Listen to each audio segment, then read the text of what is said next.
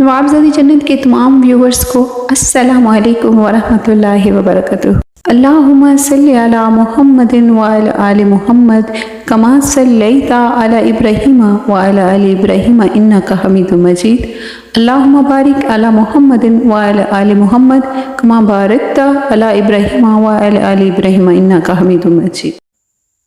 नाज़रीन, आज का वजीफ़ा बहुत पावरफुल है।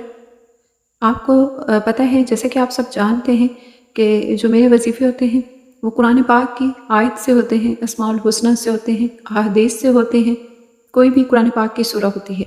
तो आज का वजीफ़ा जो है वो बहुत ही आला है, बहुत ज़बरदस्त है। अगर किसी को बहुत ज़्यादा गुस्सा आता है तो ये गुस्से में कमी के लिए वजीफ़ा है।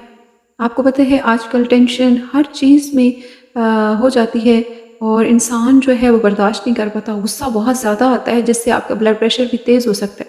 उसके लिए ये बहुत प्यारी एक आयत है, एक सूरत है, इसको आप पढ़ेंगे आपको इंशाल्लाह सुकून हो जाएगा। अगर आपको भी बहुत ज़्यादा गुस्सा आता है तो ये आपकी स्क्रीन के ऊपर सूरत मैंने लिख दी है, आप इसका स्क्रीनशॉट ले लें, इसको याद करें, इसको इतना पढ़ा करें कि मामूल बना लें।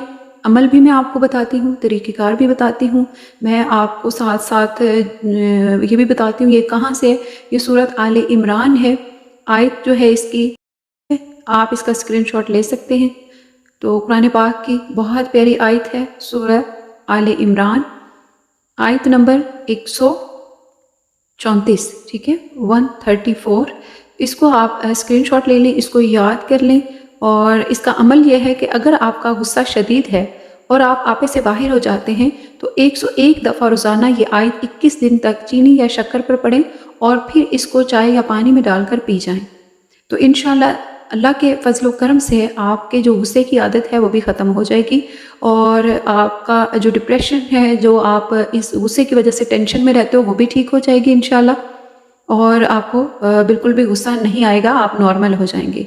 अगर ये ही अमल आप किसी और के लिए करना चाहते हैं, जैसे कि बीवी खामंद के लिए या खामंद बीवी के लिए या अपने बच्चों के लिए, किसी भी फ़र्द को आपके घर में से किसी को भी गुस्सा आता है तो आप उसके लिए भी ये अमल कर सकते हैं। अल्लाह ताला ने हर चीज़ का हल हमें बता दिया है और हर चीज़ अल्लाह ताला का अपना अहद है और फरमान है कि हर चीज़ हमने कुरान रोशन यानी लोहे महफूज में लिख रखा है।